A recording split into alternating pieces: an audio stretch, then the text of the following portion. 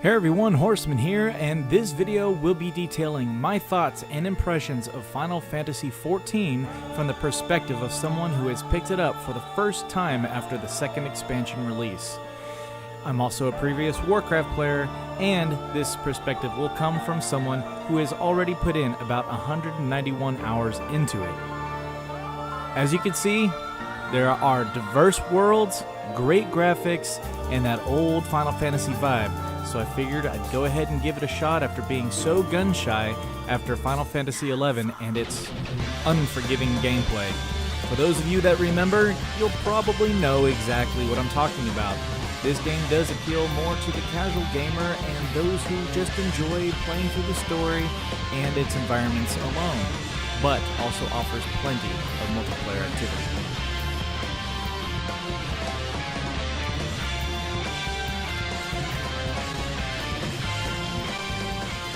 First, I'm going to be talking about the class system. Any of you who have played Final Fantasy XI know that the class system is very unique to MMOs. Final Fantasy XIV has taken that and reinvented it yet again into Final Fantasy XIV while keeping much of what is already familiar. And if you don't know what I'm talking about, I mean, if you want to play a different class, all you have to do is swap out your main weapon.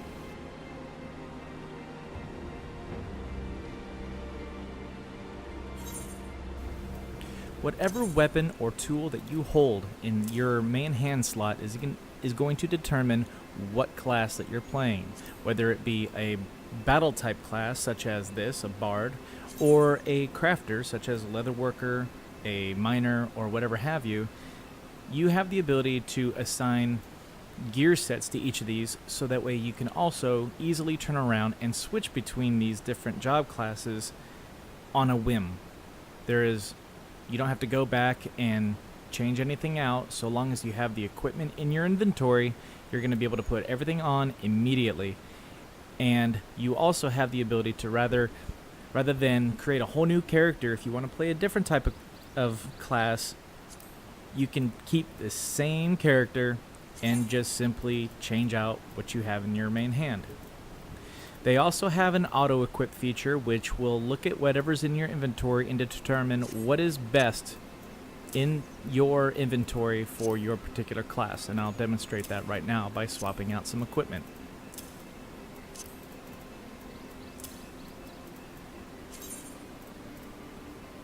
As you can see, it's going to show arrows of what it should be rather than what you have equipped.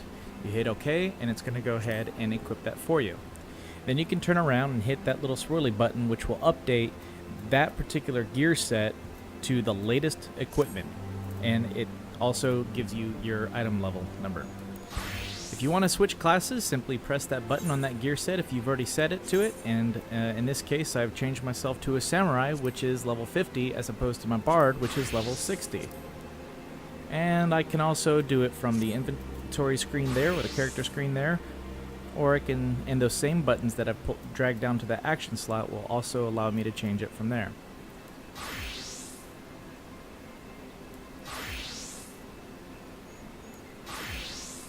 And this goes true with your crafting jobs as well. And then you can just as easily swap right back to your original main class. Inventory, you start off with quite a bit, but it runs out very quickly, so inventory management is a must. One nice thing is that you do get an inventory for both your armor and your weapons, and your items and key items all separately. And if you need more inventory space for your items, you can always hire a retainer or two. Next up, I'm going to discuss the companion, which is going to be your chocobo. Your chocobo can be summoned as you need, and it can also be ridden as a mount. And depending on how you raise your chocobo will determine its strength and its usefulness on the field.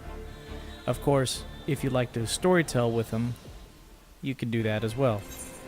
Your companion will have its own menu where it will show its statistics as well as the action buttons it takes to both summon and withdraw and to attack. You can also get some bardings from either crafting or from the marketplace to give your chocobo a little bit more appealing aesthetic feel. Now this is for purely aesthetics and has no bearing on the Chocobo's strength or capabilities, but it is fun to play dress up on a bird. Your companion's usefulness is going to be determined upon how you choose to raise your Chocobo. You can raise it in a way to be a defender, a healer, or an attacker.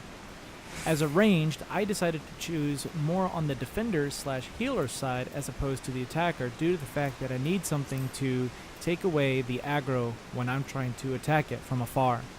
I do have the ability to set its stance to either follow me, to attack, or to heal me as necessary. I can also make it withdraw, and I can summon it. I could even use a menu to mount it right off of the field rather than having to go through and use a roulette or another button to mount it as well. And all of those things are very useful. Later on, throughout your leveling experience, you will find that you will rely on your Chocobo more and more, and that's not necessarily a bad thing.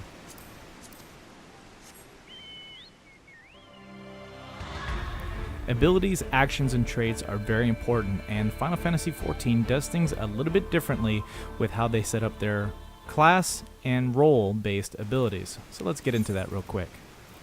In Final Fantasy XIV, you're going to have abilities that are broken up to your class and your job. Your class abilities are going to be specific to that particular class. So like this is my archer class, but then when I get into the job as a bard, I'm going to have much more options because an archer can become either a bard or a mechanist. Also, you're going to have role abilities on top of your job and class abilities. These abilities are going to be changing depending on the situation, whether you're soloing or if you're going to be in a dungeon. In a dungeon, you're going to want mana and TP type of replenishments, so that's going to help you. But maybe solo, especially as a range, you're going to want something that's going to stop an enemy, stun an enemy, or even keep it from getting to you. All of the abilities that you have will also come together nice and neatly, and it's going to be up to you to figure out exactly how they all work together and what will benefit your role the best. When it all comes together, it does so very nicely.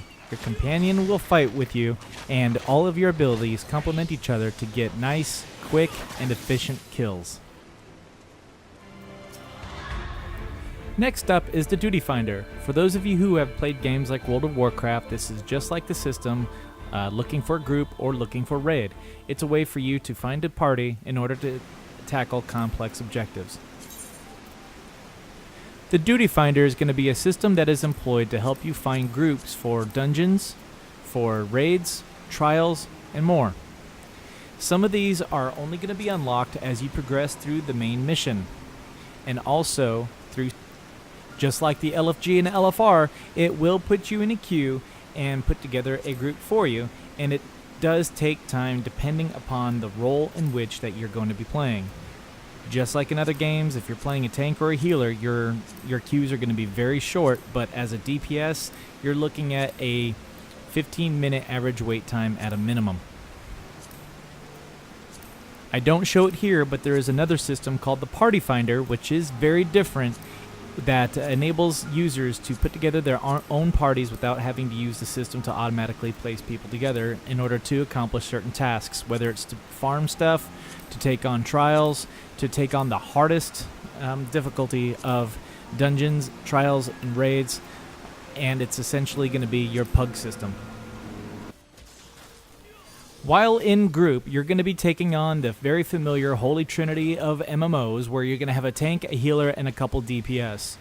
The main difference here between this and games like World of Warcraft is that this is a 4-member party system with 2 DPS, 1 tank, 1 healer that is going to be automatically put together for you.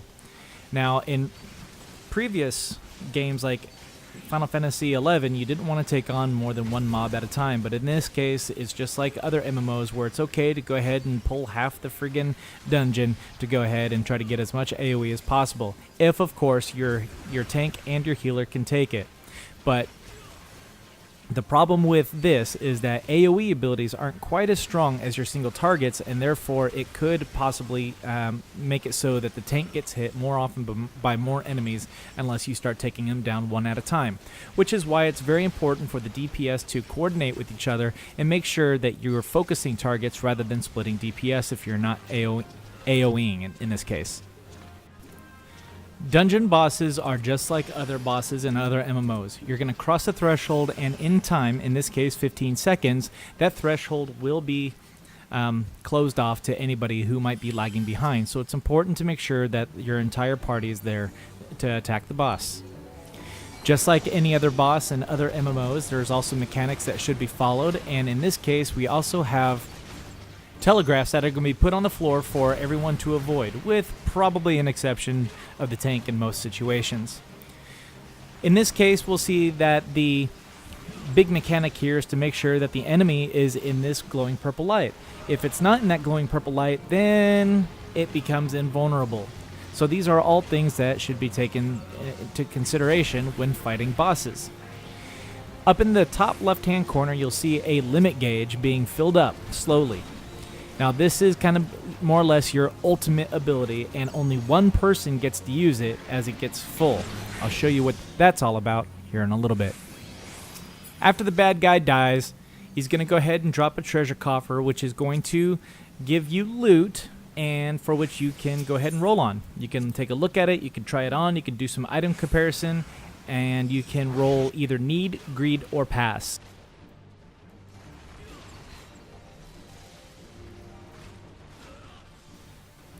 Here on this boss fight, I had the opportunity to go ahead and use the limit break, which I will show you right now.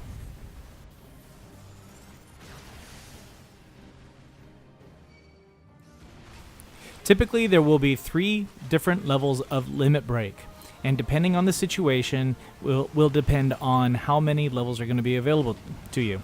This is just a regular boss, so only 1 limit break bar is available. When you come up to a dungeon boss, 2 will become available, and during trials, in some instances, 3 will become available to you. Each bar filled will have a different animation and will of course be stronger the longer you wait and the more you fill it up. Typically, it seems to be more of a standard practice to wait until the final boss to utilize the limit break, so that way you can build up at least 2 bars to unleash holy hell on the boss that you're fighting. And it will do considerable amount of damage compared to the damage that you're doing. As you can see, I'm doing about 220, 170 damage per arrow, but using the limit break, I did about 1200. And as you fill up a second bar, it's going to do even more than that. So that's something to bear in mind. It does a lot more damage than your typical attacks. Final dungeon bosses are, of course, going to be some of the strongest bosses you'll encounter in the entire instance. There are some that are exceptionally difficult, like the Vault, for instance, and they have a lot of different mechanics that you have to follow, and a lot more mechanics than the other bosses that you've experienced thus far. So it's important to take note, even if you've never been in there. Just kind of follow other folks around to see what it is that they do during certain mechanics, because sometimes folks don't like to explain these things prior to actually initiating the fight, and that can be very troublesome for those who haven't done it before. Even if a party does wipe, that's typically when they'll say, hey, we should probably be doing this, just so you know. And that becomes very nice. Thus far, the community has been very kind and not toxic in any way, shape, or form, especially when you come across more experienced players, speaking with those who have just recently started like myself. And of course, you never know exactly who you're playing with, because even though that they say level 30 here, they may very well be level 70, or they may have other classes that are level 70. And that's one thing that is nice. There doesn't seem to be as much elitism and too many trolls just pretending like they're better than everybody else. And that is a very refreshing environment compared to other MMOs.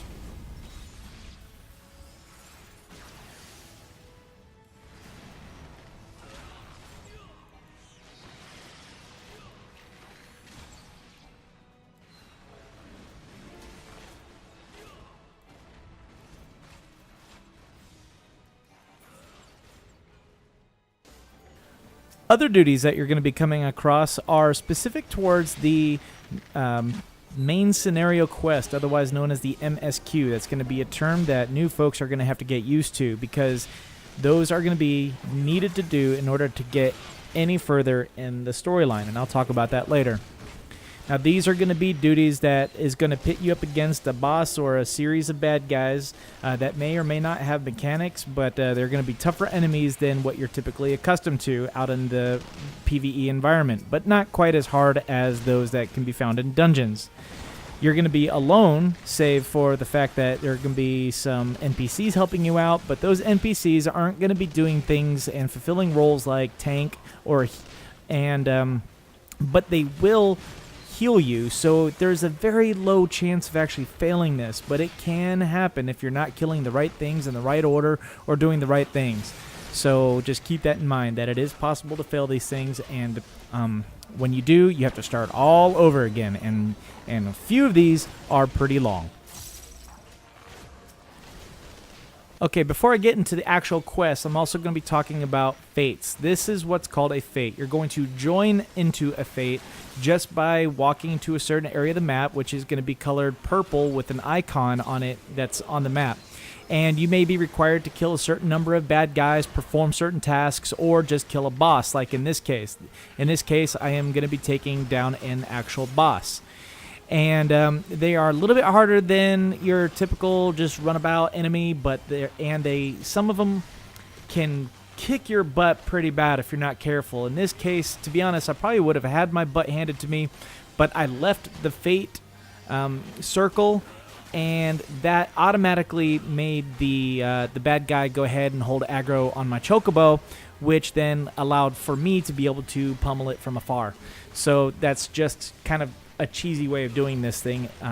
Chances are it doesn't adjust for how many people are there, so if you're the only one there, you're killing the same thing as if 30 people were there.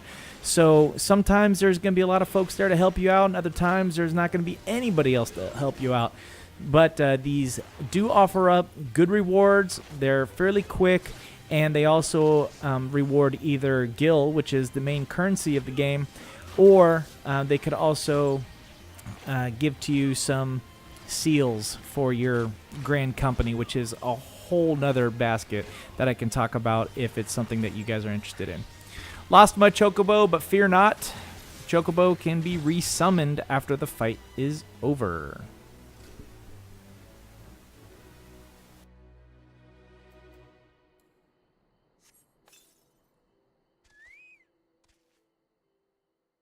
Questing is going to be the one thing that you're going to be doing about 99% of the time. You're going to be going out there and doing fetch quests. You're going to be doing kill quests. You're going to be doing dungeons because of quests.